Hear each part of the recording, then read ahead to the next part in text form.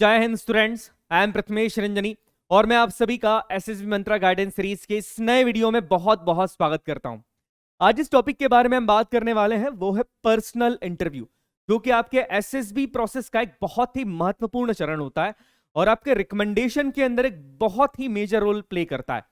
देखिए, पूरे SSB process के अंदर ये पहला मौका होता है जब आपसे वन ऑन वन कन्वर्सेशन के थ्रू आपकी पर्सनालिटी को जानने की कोशिश की जाती है और ये जानने की कोशिश की जाती है कि क्या आपकी पर्सनालिटी के अंदर वो गुण है जो आर्म फोर्सेस के अंदर एक सैन्य अधिकारी बनने के लिए जरूरी है। और पर्सनल इंटरव्यू इसका एक बहुत अच्छा तरीका होता है। सबसे अच्छी बात पर्सनल इंटरव्यू की ये होती है कि यहां पर आप अपनी पर्सनालिटी को इंडिविजुअली शो कर सकते हैं। आपके पर्सनल इंटरव्यू आपके पीआई की फॉर्म के ऊपर ही बेस होता है, बहुत कुछ उसी पे बेस्ड होता है। इसके बारे में हम आगे बात करेंगे। अब कई बार कुछ कैंडिडेट्स कुछ ऐसी मिस्टेक्स कर देते हैं जिसके कारण बाकी सारे टेस्ट उनके अच्छे होते हैं, बट पर्सनल इंटरव्यू के अंदर कुछ ना कुछ वो गड़बड़ करके आ जाते हैं। उन मिस्टेक्स को जानने के लिए ये बहुत ज्यादा जरूरी होता है कि आप पहले जान ले कि वो मिस्टेक्स है क्या, ताकि आप जब पर्सनल इंटरव्यू के अंदर जाएं तो उस तरह की गलतियां ना करें। देखिए, पर्सनल इंटरव्यू एक बहुत ही महत्वपूर्ण चरण है एसएसबी का। आपको जानने की कोशिश की जा रही है, इंटरव्यूइंग ऑफिसर जो कि सेना के एक बड़े अधिकारी होते हैं वो आपको जानने की कोशिश करते हैं। आपकी पर्सनालिटी का एक रफ स्केच उनके पास होता है पीआई की फॉर्म के थ्रू, बट आपकी पर्सनालिटी रियलिटी के अंदर क्या है उससे जानने की पूरी कोशिश की जाती है पर्सनल इंटरव्यू के थ्रू। तो एक बहुत ही महत्वपूर्ण चरण बन जाता है और इसकी सबसे अच्छी बात यह है कि आप इसकी प्रैक्टिस कर सकते हैं। जी हाँ, पर्सनल इंटरव्यू की प्रैक्टिस करना बहुत ज्यादा जरूरी है। अगर आप ये सोचते हैं कि मैं डायरेक्टली एसएसबी में जाके डायरेक्टली पर्सनल इंटरव्यू के अंदर अपीयर हो जाऊंगा, तो ये चीज बिल्कुल भी सही नहीं है। देखिए, आप जितनी प्रैक्टिस करेंगे, बिकॉज जब आप इसकी प्रैक्टिस करते हैं तो आपको समझ में आएगा कि किस तरीके के क्वेश्चंस जब आपके सामने आते हैं तो आप हेजिटेशन फील कर रहे हैं, आप नर्वस हो जाते हैं, किस तरह के प्रश्नों का उत्तर आप नहीं दे पा रहे हैं और क्या चेंजेस आपको अपनी पर्सनालिटी में लाने पड़ेंगे। देखिए, मैं ये कभी भी नहीं बोलूंगा आपको कि आप पर्सनल इंटरव्यू के क्वेश्चंस को मगअप कर लीजिए। हर व्यक्ति का जो व्यक्तित्व होता है, जो पर्सनालिटी होती है, वो अलग अलग होती है। यहां पर अगर आप किसी प्रश्न को मगअप कर लेंगे तो आपकी पर्सनालिटी वो होगी ही नहीं जिसका उत्तर आपने वहां पर दे दिया है या जो आप अपने पर्सनालिटी को बताना चाह रहे हैं। तो बी रियल, बी ऑनेस्ट, आप जैसे हैं वैसा अपने आप को शो करिए, बट एक स्मार्ट वे के अंदर, क्योंकि अपने आप को शो करने का भी एक तरीका होता है। चलिए सबसे पहले उन गलतियों के बारे में जानते हैं और वो पॉइंट्स क्या क्या आपको रिमेंबर रखने हैं जब भी आप पर्सनल इंटरव्यू के लिए जा रहे हैं। सबसे पहली बात, पर्सनल इंटरव्यू प्रोसेस की मैं बात कर रहा हूं कि ये वन ऑन वन सेशन होता है। वन ऑन वन सेशन होने के कारण ये आपके पास भी एक बहुत सुनहरा मौका होता है कि आप अपने व्यक्तित्व को प्रदर्शित कर सकें इंटरव्यूइंग ऑफिसर के सामने। अब इसमें एक सबसे बड़ा जो मेजर इशू आता है वो होता है नर्वसनेस का, बिकॉज आप में से कई स्टूडेंट जो आफ्टर 12th हैं अभी तक किसी भी इंटरव्यू के अंदर अपीयर हुए ही नहीं है। अगर आप कोई ग्रेजुएट होते तो हो सकता है कि कोई व्यक्ति पहले किसी इंटरव्यू के अंदर अपीयर हुआ है, बट आप एनडी के बाद जा रहे हैं तो आफ्टर 12th आपके लिए एक बड़ी समस्या यह है कि आपका पहला इंटरव्यू शायद एसएसबी के अंदर होगा, वो भी पर्सनल इंटरव्यू। तो इस चीज से बचने के लिए मैं आपको सिर्फ एक ही चीज कहूंगा, प्रैक्टिस प्रैक्टिस एंड प्रैक्टिस। जितनी ज्यादा हो सके आप पर्सनल इंटरव्यू की प्रैक्टिस कीजिए, बिकॉज यहां पर सबसे बड़ा जो हर्डल है वो है आपका हेजिटेशन और दूसरा है आपका नर्वसनेस। आपको यहां पर कॉन्फिडेंस शो करना होगा। किसी भी तरह के प्रश्न आए, उन प्रश्नों का उत्तर आपको कॉन्फिडेंस के साथ देना होता है, क्योंकि वो प्रश्न आपके जीवन से ही संबंधित होते हैं। आपने जो पीआई की फॉर्म में लिखा है उस पीआई की फॉर्म से ही संबंधित वो सारे प्रश्न होते हैं। आपके पूरा पर्सनल इंटरव्यू की मैं बात करूं तो लगभग 90% पर्सनल इंटरव्यू आपका पीआई की फॉर्म के ऊपर ही होता है। आपने जो लिखा है, जैसे आपके एकेडमिक्स, आपकी क्वालिफिकेशन, आपके परसेंटेज, आपकी हॉबीज, इन सारी चीजों पे ही ये इंटरव्यू बेस्ड होता है। कई बार कुछ क्वेश्चंस इसमें आपसे ट्रिकी पूछ लिए जाते हैं जहां पर आपको जानबूझ के इस तरह के क्वेश्चंस पूछे जाते हैं ताकि ये देखा जा सके कि इस तरह के प्रश्नों का जवाब जब आप देते हैं तो आप कितना नर्वस फील कर रहे हैं या आप कितने कॉन्फिडेंस के साथ इन प्रश्नों का जवाब देते हैं। अब यही वो कुछ क्षण होते हैं जहां पर एक कैंडिडेट कुछ गलतियां कर देता है, क्योंकि इस समय पे जब इस तरह के क्वेश्चंस पूछे जाते हैं तो नर्वसनेस का फील होना लाजमी है। हर व्यक्ति नर्वस होता है, बट नर्वसनेस को कंट्रोल करना बहुत ज्यादा जरूरी है। इसका सबसे अच्छा तरीका मैं आपको बता चुका हूं। आप जितनी ज्यादा प्रैक्टिस करेंगे उतना ज्यादा आपके चांसेस बढ़ जाते हैं एसएसबी इंटरव्यू के, पर्सनल इंटरव्यू प्रोसेस के अंदर आपके मार्क्स के ज्यादा बढ़ने के। चलिए सबसे पहले कुछ कॉमन पॉइंट्स को जान लेते हैं। पहली बात है टर्न आउट। आप जिस तरीके के कपड़े पहन के जाते हैं, आपका जो ड्रेस होता है वो बिल्कुल सही होना चाहिए। देखिए, आप ये सभी जानते हैं कि फॉर्मल ड्रेस के अंदर आपको जाना है, आपका जो ड्रेस है जब आप पर्सनल इंटरव्यू के लिए अपीयर कर रहे हैं, it should be neat and clean. एक अधिकारी की सबसे अच्छी क्वालिटी ये होती है कि he is always neat and clean. उनके कपड़ों से उनका व्यक्तित्व दिखता है। तो आपको भी सेम चीज ये करनी है कि अपने कपड़ों को आपको नीट एंड क्लीन यहां पर पहन के जाना है। प्रॉपरली प्रेस होने चाहिए आपके कपड़े, सही तरीके के होने चाहिए, सही साइज के होने भी बहुत ज्यादा जरूरी है, क्योंकि कई बार कैंडिडेट्स करते हैं कि सही साइज के कपड़े पहन के नहीं जाते। देखिए आपका जो अपीयरेंस है, अपीयरेंस बहुत ज्यादा मैटर करता है, बिकॉज इंटरव्यूइंग ऑफिसर आपको जानने से पहले आपको देखेगा। वो जब आपको देखता है तो उस समय पर भी आपकी पर्सनालिटी की एक झलक वहां पर मिल जाती है। फिर यहां पर आपके फॉर्मल ड्रेस की बात की जाए, आपके शूज की बात की जाए, एवरीथिंग मैटर्स। आपका जो टर्न आउट है it should be proper, neat and clean, क्योंकि ये बहुत ज्यादा मैटर करता है। इंटरव्यू के अंदर आप ही को जानने की कोशिश की जा रही है और सारे इंस्ट्रक्शंस आपको पहले ही दे दिए जाते हैं कि किस तरीके का टर्न आउट आपका होना चाहिए, किस तरीके का आपको वेयर करना है कपड़े। तो यहां पर इस बात का आपको ध्यान रखना है कि जिस तरीके के आपको इंस्ट्रक्शंस दिए गए हैं, आपको उन्हीं इंस्ट्रक्शंस को फॉलो करना है और आपका जो टर्न आउट है वो प्रॉपरली नीट और क्लीन होना जरूरी है। दूसरे पॉइंट की बात करें, be confident when ever you speak. जब भी आप बात करते हैं, मैं यहां पर प्रॉपरली पर्सनल इंटरव्यू के समय ही बात करूंगा, बिकॉज पर्सनल इंटरव्यू में कई बार कैंडिडेट्स घबरा जाते हैं। स्पेसिफिकली मैं आफ्टर एनडीए कैंडिडेट्स की बात करने वाला हूं यहां पर, क्योंकि उम्र कम होती है और तजुर्बा नहीं होता है, पर्सनल इंटरव्यू कभी दिया नहीं होता है, जिसके कारण कई बच्चे जो जिंदगी में अपना पहला पर्सनल इंटरव्यू दे रहे हैं वो घबरा जाते हैं और उनकी वॉइस में कॉन्फिडेंस नहीं होता है। देखिए आप समझिएगा, आपके व्यक्तित्व, आप जिस प्रश्न का उत्तर दे रहे हैं, जो प्रश्न आपसे इंटरव्यूइंग ऑफिसर ने पूछे हैं, उन प्रश्नों का उत्तर जब आप देते हैं तो आपकी वॉइस के अंदर एक कॉन्फिडेंस झलकना चाहिए। जब तक आपको अपने उत्तर पे विश्वास नहीं होगा, तब तक इंटरव्यूइंग ऑफिसर कैसे आपके उत्तर पे विश्वास कर लेगा? इस चीज को समझिएगा आप। और आप ये छोड़ दीजिए कि मेरा इंटरव्यू चल रहा है। आप जब भी इंटरव्यू में जाते हैं तो डोंट बी टू नर्वस, बहुत ज्यादा नर्वस नहीं होना है। आपकी वॉइस के अंदर एक कॉन्फिडेंस झलकना चाहिए। एक सैन्य अधिकारी की आवाज में उसका कॉन्फिडेंस झलकता है। इस पॉइंट को आपको समझना होगा और इंटरव्यू के अंदर भी आपसे जो भी प्रश्न किए जा रहे हैं, कॉन्फिडेंटली उसका जवाब दीजिए। कॉन्फिडेंटली का मतलब ये नहीं होता है कि आप बहुत जोर से चिल्ला के बोल रहे हैं, ये चीज मैंने आपको पहले भी कही है। कॉन्फिडेंस का मतलब ये नहीं होता कि अगर आप बहुत चिल्ला के बोल रहे हैं तो आपकी आवाज सही हो जाएगी, या आप बहुत ही धीरे बोलना आपने स्टार्ट कर दिया, जी नहीं। एक कॉन्फिडेंस के साथ आपकी वॉइस में एक चार्म होना चाहिए, एक फ्लुएंसी के साथ आपको बोलना है। Don't be monotonous. आपकी वॉइस के अंदर आप थोड़ा सा पिचेस को वाइब्रेट करना सीखिए, मॉड्यूलेशन लाइए वॉइस के अंदर। और जब आप इस तरीके से अपने प्रश्नों का उत्तर देते हैं तो एक बड़ा ही इफेक्टिव इंपैक्ट जो है वो इंटरव्यूइंग ऑफिसर के ऊपर पड़ता है, because your confidence matters.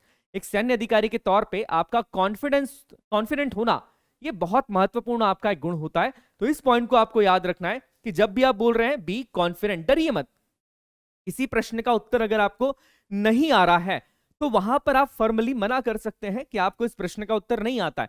But गलती से भी आपको यह मिस्टेक नहीं करना है कि आपसे किसी प्रश्न का, कोई प्रश्न आपसे पूछा गया और आप ब्लफ के थ्रू, आपने एक ब्लफ मार दिया कि इसका आंसर तो शायद ये हो सकता है। तो आपको ये नहीं करना है। जब तक आप किसी प्रश्न के उत्तर के लिए कॉन्फिडेंस नहीं है, तब तक उस प्रश्न का उत्तर आप मत दीजिएगा। अगर नहीं आता है तो कोई बात नहीं, इस पॉइंट को समझिएगा। बट गलती से भी ब्लफ आपको नहीं करना है यहां पर। ये छोटी सी बात है बट ये बहुत इंपॉर्टेंट रोल प्ले करती है। आगे बात की जाए, डोंट इग्नोर करंट अफेयर। जी हां, आपके पूरे पर्सनल इंटरव्यू के अंदर कुछ प्रश्न ऐसे आएंगे ही जो कि करंट अफेयर से रिलेटेड होंगे। आपके जनरल नॉलेज को चेक यहां पर किया जाता है। आप अगर किसी पुराने इंटरव्यूइंग कैंडिडेट से बात करेंगे जो ऑलरेडी रिकमेंड हो चुके हैं या जो एसएसबी के अंदर पर्सनल इंटरव्यू देकर आए हैं, वो आपको एक ही चीज कहेंगे कि करंट अफेयर्स को कभी मत भूलना। करंट अफेयर्स एक बहुत ज्यादा मेजर रोल यहां पर प्ले करते हैं। करंट अफेयर्स, डेली न्यूज, इनके थ्रू ये जानने की कोशिश की जा रही है। इंटरव्यूइंग ऑफिसर ये जानना चाहते हैं कि आप अपने देश के बारे में और दुनिया के बारे में कितना अवेयर है, आपको कितनी चीजें पता है। दैट्स वाई ये बहुत जरूरी है कि आप डेली न्यूज़पेपर रीडिंग करें, अपने करंट अफेयर्स को काफी ज्यादा मजबूत रखें। जो इंपॉर्टेंट टॉपिक्स हैं देश और दुनिया के अंदर, कुछ ऐसे टॉपिक्स जो बहुत हॉट टॉपिक बने हुए हैं काफी टाइम से, उन टॉपिक्स के बारे में आप डीपली रिसर्च करें, उसे पढ़ें अच्छे से। एटलीस्ट आपको जो बहुत इंपॉर्टेंट टॉपिक्स हैं उनके बारे में पता होना चाहिए। इसके अलावा समाज के अंदर जो कुछ सोशल इश्यूज हैं उनके बारे में आपको थोड़ा नॉलेज होना जरूरी है, ताकि अगर इस तरह के क्वेश्चंस आपसे पूछे जाएं तो वो क्वेश्चन का जवाब आप दे सकें। स्पेसिफिकली आप जिस एरिया से बिलोंग करते हैं, आप जिस स्टेट से बिलोंग करते हैं, वहां पर अगर कोई इंपॉर्टेंट इशू है या वहां पर अगर कोई इंपॉर्टेंट इवेंट हुआ है, उसके बारे में आपको जानकारी होना बहुत ज्यादा जरूरी है, क्योंकि ये देखा जाएगा कि आप जिस एरिया से बिलोंग करते हैं, जिस टाउन से बिलोंग करते हैं, जिस स्टेट से भी बिलोंग करते हैं, उस स्टेट के बारे में या उस स्टेट के अंदर अगर कोई बहुत बड़ी घटना होती है या दुर्घटना होती है, तो क्या आपको उसके बारे में पता है या नहीं है, आप कितना अवेयर है अपने आसपास के एनवायरनमेंट से। तो इसीलिए आपको करंट अफेयर्स को प्रॉपरली तैयार करना, करंट अफेयर्स की समझ होना आपके लिए बहुत ज्यादा जरूरी है। पर्सनल इंटरव्यू में ये आपके बहुत काम आने वाली है। इसके अलावा हमने देखा था लेक्चरेट के अंदर भी आपका करंट अफेयर्स बहुत काम आता है। तो करंट अफेयर्स आपको अभी से तैयार करना है, अभी से न्यूज़पेपर रीडिंग करना स्टार्ट कर लीजिएगा और किसी अच्छे न्यूज चैनल को देखना स्टार्ट कीजिए, ताकि आपका नॉलेज गेन होता जाए और किसी भी तरह का क्वेश्चन अगर करंट अफेयर से आता है पर्सनल इंटरव्यू में, तो आप कॉन्फिडेंस के साथ उसका जवाब दे सके, ना कि आप हेजिटेट हो। के बाद एक पॉइंट की बात की जाए, सम इंपॉर्टेंट टॉपिक्स। देखिए कुछ प्रश्न ऐसे होते हैं एसएसबी पर्सनल इंटरव्यू के अंदर, एसएसबी के अंदर अगर मैं पर्सनल इंटरव्यू की बात करूं, जो पूछे जाएंगे ही, जैसे कि आपकी एकेडमिक्स के बारे में। अगर एकेडमिक्स के अंदर आपके किसी क्लास के अंदर या किसी सेमेस्टर के अंदर मार्क्स कम है, तो वो मार्क्स कम क्यों थे, आप आर्म फोर्सेस को ज्वाइन करना क्यों चाहते हैं। इसके अलावा आपकी पर्सनल लाइफ से भी कुछ क्वेश्चंस पूछे जा सकते हैं, आपकी हॉबीज, आपकी अचीवमेंट्स के बारे में क्वेश्चन पूछे जाएंगे, ये पूछे ही जाएंगे। मैंने ये चीज कही है आपको कि आपका जो पर्सनल इंटरव्यू है वो आपके PIQ फॉर्म के ऊपर बेस्ड है, तो आपने जो भी PIQ फॉर्म में लिखा है उसके ऊपर आपसे क्वेश्चन पूछे जाएंगे। इन क्वेश्चंस की तैयारी आप पहले से कर सकते हैं कि अगर इस तरह का क्वेश्चन मेरे पास आता है तो मैं क्या जवाब देने वाला हूं। इसके अलावा आर्म फोर्सेस का नॉलेज आपको कितना है, ये भी यहां पर देखा जाता है। आपकी जो भी प्रेफरेंस आप आगे देना चाहते हैं, उस ब्रांच के बारे में आपको पता होना चाहिए, आपका नॉलेज आर्म फोर्सेस के बारे में भी होना चाहिए।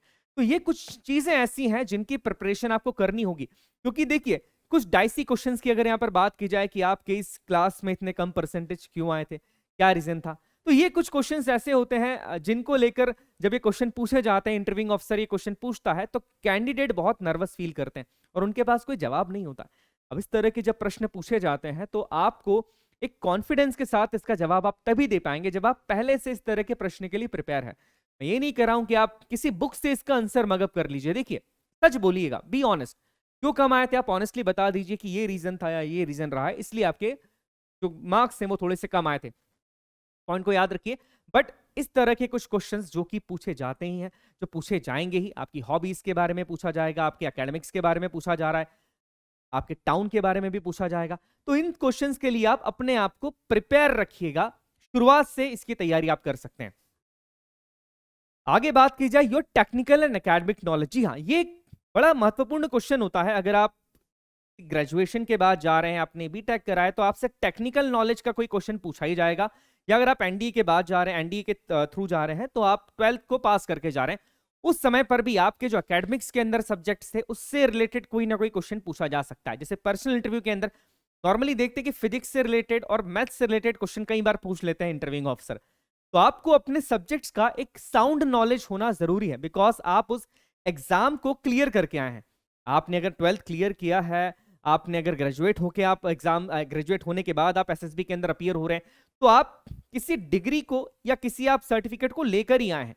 तो आपको अपने एकेडमिक्स का और टेक्निकल नॉलेज का होना जरूरी है। मैं ये नहीं कह रहा हूं कि बिल्कुल आपको मगअप करके जाना है, पूरा चीजें रट कर जानी है, वो पॉसिबल नहीं होता है।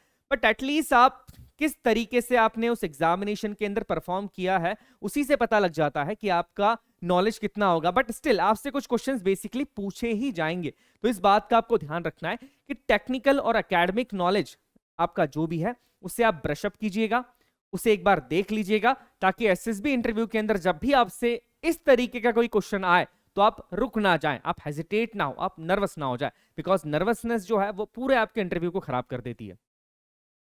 इसके बाद एक महत्वपूर्ण पार्ट आता है बॉडी लैंग्वेज का, कि पर्सनल इंटरव्यू में आपकी बॉडी लैंग्वेज किस तरह की होनी चाहिए। देखिए पर्सनल इंटरव्यू की अगर मैं बात करूं, चाहे वो एसएसबी का हो या किसी भी दूसरा इंटरव्यू की मैं बात करूं, आपकी बॉडी लैंग्वेज बहुत ही महत्वपूर्ण रोल यहां पर प्ले करने वाली है। जब मैं बॉडी लैंग्वेज की बात कर रहा हूं तो यहां पर आपके हाथों का मूवमेंट भी आता है, आपके बैठने का तरीका भी आता है और आपके आईज का मूवमेंट भी आता है। ये तीनों चीजें आपकी बॉडी लैंग्वेज के अंदर काउंट की जाती है। देखिए कई कैंडिडेट्स इसमें बहुत मिस्टेक कर देते हैं। उन्हें ये कहा जाता है कि आप स्ट्रेट बैठिएगा, तो कई कैंडिडेट्स जानबूझ के बहुत ज्यादा सीना तान लेते हैं और वो बड़ी ऑकवर्ड सी पोजीशन लगती है। कई बहुत कैंडिडेट्स बहुत ज्यादा लीन हो जाते हैं चेयर के ऊपर, पीछे बैठ जाते हैं। आपको ये नहीं करना है, आपको एक प्रॉपर सीधी पोजीशन के अंदर बैठना है, बट आपको बहुत ज्यादा पीछे लीन नहीं होना है। बहुत ज्यादा आगे लीन भी नहीं होना है और ना ही आप बिल्कुल ही तन के बैठे, एक सिंपल एक नॉर्मल पोजीशन के अंदर आपको बैठना है यहाँ पर। दूसरी चीज, आपके हाथों का मूवमेंट आप जितना कम करें उतना अच्छा होगा, बिकॉज आप जितना हाथों का मूवमेंट करते हैं उतना डिस्ट्रैक्शन क्रिएट होता है। तो अपने हाथों के मूवमेंट को एक कंट्रोल वे के अंदर आपको करना है पर्सनल इंटरव्यू के अंदर। हाथों को छुपाना नहीं है, जेब में नहीं रखना है, आपके हाथ सामने होने चाहिए। तो इस तरीके से एक प्रॉपर वे के अंदर आपको यहाँ पर बैठना है, ना कि आप इस तरीके से बैठ रहे हैं कि आप पूरा लीन हो गए हैं, हाथों को आपने बिल्कुल आगे रख दिया, बिल्कुल अलग तरीके से आपने रख दिया, जेब में अपने हाथों को आप रख रहे हैं।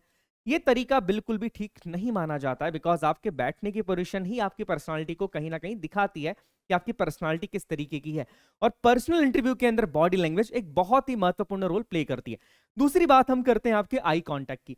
देखिए, आपका इंटरव्यूइंग ऑफिसर के साथ आई कांटेक्ट होना बहुत ज्यादा जरूरी है, ये आपके कॉन्फिडेंट पर्सनालिटी को दर्शाता है। नजरें चुरा नहीं सकते आप, अगर नजरें चुरा रहे हैं तो इसका मतलब ये माना जाता है कि आप कहीं ना कहीं झूठ बोल रहे हैं। आप या तो नर्वस हो रहे हैं या आप अपनी पर्सनालिटी के बारे में जो बात कर रहे हैं वो सच नहीं है, वो झूठ है। तो आपको नजरें नहीं चुरानी है, आपको इंटरव्यूइंग ऑफिसर को देखना है। बट देखिए, यहां पर मैं स्टेयर करने की बात नहीं कर रहा हूं, मैं घूरने की बात नहीं कर रहा हूं। एक तरीका होता है देखने का भी, आप थोड़े टाइम के लिए अपनी आंखों को इधर उधर कर सकते हैं, बट आपको इंटरव्यूइंग ऑफिसर को देखना है यहाँ पर। ठीक है, आई कांटेक्ट आपको बना के रखना है, बट घूरना इसका बिल्कुल भी मतलब नहीं है, इस बात को समझिएगा। दूसरी बात, क्वेश्चन अगर आपको नहीं आता है, कई बच्चे नर्वसनेस के अंदर नीचे कर लेते हैं अपनी आंखों को, जो बहुत गलत है। अगर आपको कोई प्रश्न नहीं आ रहा है, अब साफ बोल दीजिए कि आप नहीं जानते उस प्रश्न के बारे में, बट नीचे नहीं देखना है किसी भी कीमत पे, ना ही ऊपर देखना है कि सोचते टाइम ऊपर देख रहे हैं, इधर देख रहे हैं, वहां देख रहे हैं। ये चीजें आपको नहीं करनी है, बिकॉज ये एक नेगेटिव इंपैक्ट क्रिएट करती है आपकी पर्सनालिटी का। और आपकी बॉडी लैंग्वेज एक बहुत इंपॉर्टेंट रोल प्ले कर रही है पूरे एसएसबी प्रोसेस के अंदर, और आपके इंटरव्यू प्रोसेस के अंदर तो सबसे ज्यादा, इस बात को याद रखिएगा। के बाद हम बात करते हैं योर स्टेट एंड टाउन। इसके ऊपर एक प्रश्न बिल्कुल बनेगा ही, तो अपने स्टेट के बारे में, अपने राज्य के बारे में, अपने शहर के बारे में आप अच्छे से जानिएगा। के बारे में आपको मुक्तक सर ने बताया भी है, तो आप इस पॉइंट को ध्यान रखिएगा कि आपके स्टेट के बारे में, आपके राज्य के बारे में आपको जानना बहुत ज्यादा जरूरी है।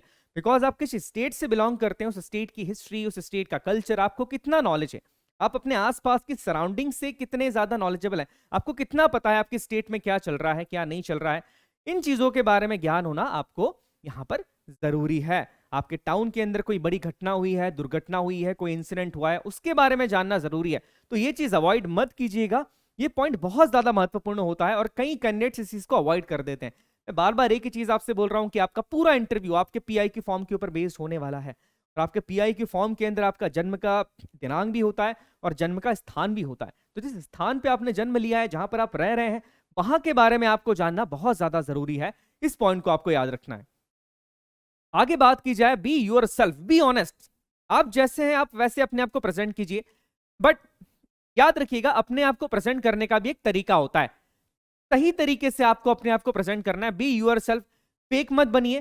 किसी प्रश्न का उत्तर नहीं आ रहा है, मना कर दीजिए। किसी प्रश्न के बारे में आप नहीं जानते तो ब्लफ मत कीजिएगा। अपने आप के बारे में सही बताइए, कुछ भी चीज छुपाइए मत। देखिए, कई बार कैंडिडेट्स बड़ी मिस्टेक कर देते हैं कि इंटरव्यूइंग ऑफिसर के साथ काफी ज्यादा फ्रेंडली हो जाते हैं। ये चीज भी गलत है। पता नहीं वो किसी बुक के अंदर या किसी दूसरे कैंडिडेट से जो कि एसएसबी देकर आया उससे सुन लेते हैं कि इंटरव्यूइंग ऑफिसर के साथ आप जितना फ्रेंडली हो सकते हो जाओ। ये चीज बिल्कुल गलत है। सेना के एक बहुत बड़े अधिकारी होते हैं, आपको एक डेकोरम उनके साथ मेंटेन करना होगा, एक तरीका होता है। इसीलिए मैं कह रहा हूं कि be yourself but don't be too friendly. ये चीज आपको बहुत गलत पड़ने वाली फिर आगे जाके, इस बात का ध्यान रखिएगा। ऑनेस्ट रहिए, अपने शब्दों के ऊपर संयम रखिएगा, जो आप बोल रहे हैं उस पर खुद भी भरोसा रखिए और ऑनेस्ट रहिए। कुछ भी फेक मत बोलिए और ना ही आप अनरियल दिखने चाहिए कि आप जो बोल रहे हैं वो चीज तो पॉसिबल नहीं है, कि आपके पीआई की फॉर्म में तो अलग ही चीज लिखी थी और आप यहां पर कुछ अलग ही चीज बोल रहे हैं। तो ये चीज आप मत कीजिएगा, क्योंकि ये आपके नेगेटिव और आपके अगेंस्ट ही जाने वाली है। इसके बाद एक दूसरा महत्वपूर्ण पॉइंट आता है, मेंटेनिंग गुड फिजिकल फिटनेस। जी हाँ, एसएसबी इंटरव्यू के अंदर जब आप जाते हैं, मैं पूरे इंटरव्यू प्रोसेस की बात कर रहा हूं, यहां पर आप मेंटली और फिजिकली दोनों तरीके से टेस्ट किए जा रहे हैं। कहीं ना कहीं आपका फिजिकली फिट होना बहुत ज्यादा जरूरी है। चलिए मैं आपसे क्वेश्चन पूछता हूं, एक ऐसा कैंडिडेट जो कि फिजिकली फिट नहीं है, जब वो इंटरव्यूइंग ऑफिसर के सामने अपीयर होता है, और एक ऐसा कैंडिडेट जो कि फिजिकली काफी फिट है, जब वो इंटरव्यूइंग ऑफिसर के सामने अपीयर होता है, तो किसका इंपैक्ट इंटरव्यूइंग ऑफिसर पे ज्यादा पड़ेगा? आप कहेंगे कि जो कैंडिडेट फिजिकली फिट है। जी हाँ, ये बात बिल्कुल सही है। आपका अपीयरेंस यहां पर काफी मैटर करने वाला है, इसीलिए मैं आप सभी को यह सलाह दूंगा कि आप अपनी फिजिकल फिटनेस पे काम कीजिए। आप एक ऐसी फील्ड को ज्वाइन करने वाले हैं जहां पर आपकी फिटनेस बहुत मेजर रोल प्ले करने वाली है। इसलिए आपको अपनी फिजिकल फिटनेस पे ध्यान देना है, और जितना हो सके आप, अगर अभी से आपको पता है कि मुझे फोर्सेस के अंदर ही जाना है, अभी से आप कोई स्पोर्ट्स को ज्वाइन कर लीजिए, जिम को ज्वाइन कर लीजिए, कुछ भी कीजिए, बट आप अपनी फिजिकल फिटनेस पे ध्यान दीजिए, बिकॉज ये एक बहुत ही इंपॉर्टेंट रोल प्ले करने वाला है आपके पूरे एसएसबी इंटरव्यू के अंदर। आगे की बात की जाए, यहां पर नेक्स्ट पॉइंट है quality of your answers matter. जी हाँ, आपसे जो प्रश्न पूछे जाते हैं ये नहीं चेक किया जाएगा कि आप कितना लंबा उसका आंसर देते हैं, आप कितने वर्ड्स का यूज कर रहे हैं। यहां पर यह देखा जाता है कि आपने जो आंसर्स दिए हैं उनकी क्वालिटी क्या है, आप आंसर सही दे रहे हैं या नहीं दे रहे हैं। कई बार कैंडिडेट्स ये करते हैं कि वो आंसर्स को घुमा फिरा के बताने की कोशिश करते हैं। So don't beat around the bush. जो आपसे पूछा जा रहा है क्लियर मैनर के अंदर कम शब्दों में आप अपने आंसर को दे सकते हैं। आपके आंसर्स की क्वालिटी यहां पर मैटर करने वाली है, ना कि क्वांटिटी। ये बड़ी छोटी सी बात है, बट इसमें मिस्टेक कई कैंडिडेट्स करते हैं। घुमा फिरा के बात मत कीजिए, सीधा सीधा बोलना सीखिए। जो आपसे पूछा जा रहा है आपको सिर्फ उसी का यहां पर जवाब देना है, और सही जवाब देना है। मन से कुछ भी नहीं बताना है। इसके बारे में हम पहले भी बात कर चुके हैं कि मन से आपको कुछ नहीं बताना है। Be honest, be real. आगे बात की जाए आपकी लैंग्वेज, एक बड़ा महत्वपूर्ण क्वेश्चन है कि लैंग्वेज क्या होनी चाहिए, किस लैंग्वेज में पर्सनल इंटरव्यू होता है। देखिए, आइडल लैंग्वेज पर्सनल इंटरव्यू की इंग्लिश ही है, आपको इंग्लिश में ही आंसर देना है। बट अगर आप किसी जगह पर अटक गए हैं, कोई शब्द आपको नहीं मिल रहा है, किसी क्वेश्चन के ऊपर आप अटक गए हैं, उस समय आप हिंदी का यूज कर सकते हैं, बट ट्राई कीजिए कि जल्दी से वापस आप इंग्लिश लैंग्वेज पे आ जाएं। आप यहां पर इस बात को समझ के चलिएगा कि आप ये सोच के अगर जा रहे हैं कि मैं पूरा इंटरव्यू ही इंग्लिश में, हिंदी में दूंगा, तो ये चीज सही नहीं है, ये गलत माना जाएगा। प्राइमरी लैंग्वेज अगर पर्सनल इंटरव्यू की बात की जाए तो वो यहाँ पर इंग्लिश ही है। हाँ, आप हिंदी का यूज कर सकते हैं, बट कुछ समय बाद आप वापस इंग्लिश पे लौट के आ जाएगा। इस बात को याद रखिए, क्योंकि लैंग्वेज का सीखना वो आपके हाथ में ही है। आप अगर अभी से भी मेहनत करते हैं तो आप अपनी इस लैंग्वेज के ऊपर कमांड कर सकते हैं। इसके बाद listen to the questions of IO officer first. जब भी इंटरव्यूइंग ऑफिसर आपसे कोई क्वेश्चन पूछ रहा है तो आप उनके प्रश्नों को सुनिए।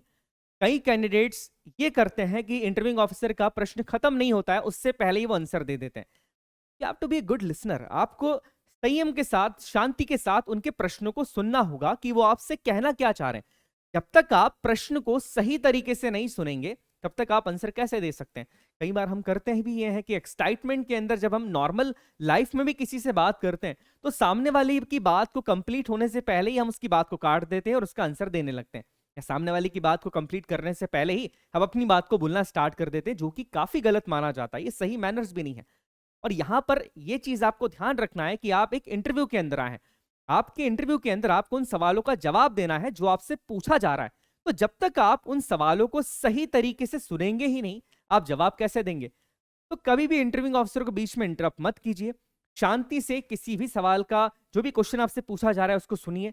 आपको अगर उसका आंसर नहीं आता है तो आप सीधे सीधे मना कर दीजिए। आपको अगर सोचने की जरूरत पड़ रही है तो 2 मिनट आप सोच सकते हैं, उसके बाद जवाब दीजिए। बट ब्लफ आपको नहीं करना है, और ना ही इंटरव्यूइंग ऑफिसर की बात को काटिएगा, बिकॉज कई कैंडिडेट आपको बोलेंगे कि मैंने बात को काट दिया, बहुत ज्यादा फ्रेंडली हुए। ये चीज आप मत कीजिएगा। आप समझिए आप एक इंटरव्यू के अंदर आए हैं, और ये कोई साधारण इंटरव्यू नहीं है। ये आर्म फोर्सेस के अंदर अधिकारी बनने के लिए इंटरव्यू लिया जा रहा है, और जो व्यक्ति आपका इंटरव्यू ले रहा है वो एक बहुत बड़ा सैन्य अधिकारी है। तो इस बात को आपको हमेशा अपने माइंड में रखना है। के बाद क्लियर योर डाउट। अगर किसी प्रश्न को लेकर आपके मन में कोई डाउट है, आपसे इंटरव्यूइंग ऑफिसर कोई प्रश्न पूछते हैं, उस प्रश्न को सुनने के बाद आपको कोई डाउट आ रहा है, आपको प्रश्न क्लियर नहीं हुआ है, क्वेश्चन क्लियर नहीं हुआ है, अपने डाउट को क्लियर कीजिए। उसमें कोई भी समस्या नहीं है। अगर आप उस डाउट के साथ उस प्रश्न का आंसर देते हैं तो फिर आप गलत आंसर देंगे। तो अगर आपको थोड़ा भी डाउट लगता है, प्रश्न को सुनने में आपको डाउट आ रहा है कि पूछना क्या चाह रहे हैं इंटरव्यूइंग ऑफिसर, आप उनसे पूछ सकते हैं, क्योंकि आपको उस प्रश्न के ऊपर डाउट है। बट एक डाउटफुल माइंड के साथ अगर आप उसका आंसर दे रहे हैं और वो आंसर आप गलत ही देंगे क्योंकि आपने प्रश्न को समझा ही नहीं है, तो इस बात का ध्यान रखना है कि आप पूछ लीजिए। अगर आपको डाउट आ रहा है, प्रश्न समझ में नहीं आया, उन्होंने क्या क्वेश्चन किया इंटरव्यूइंग ऑफिसर ने, आप उनसे पूछ सकते हैं। तो ये वो सारी चीजें थी जो आपको अपने पर्सनल इंटरव्यू के समय पे ध्यान रखना है, और इसका एक ही तरीका है, प्रैक्टिस, प्रैक्टिस एंड प्रैक्टिस। जितनी ज्यादा प्रैक्टिस करते जाएंगे उतना ज्यादा आपके पर्सनल इंटरव्यू के अंदर स्कोर करने के चांसेस ज्यादा हैं, क्योंकि कई प्रश्न इसमें ऐसे आने ही वाले हैं जिसमें आप अगर पहली बार अपीयर होंगे या पहली बार वो प्रश्न आपके सामने आएंगे तो आपको हेजिटेशन और नर्वसनेस का सामना करना पड़ेगा। तो इससे अच्छा सबसे बढ़िया चीज है कि आप इसकी प्रैक्टिस कीजिए। जितनी ज्यादा आप प्रैक्टिस करते जाएंगे उतना ज्यादा इंप्रूवमेंट आपके अंदर आता जाएगा। चलिए मैं नेक्स्ट लेक्चर के अंदर किसी ऐसे ही टॉपिक के साथ आपसे मिलता हूं, तब तक के लिए अपना ध्यान रखिए। जय हिंद।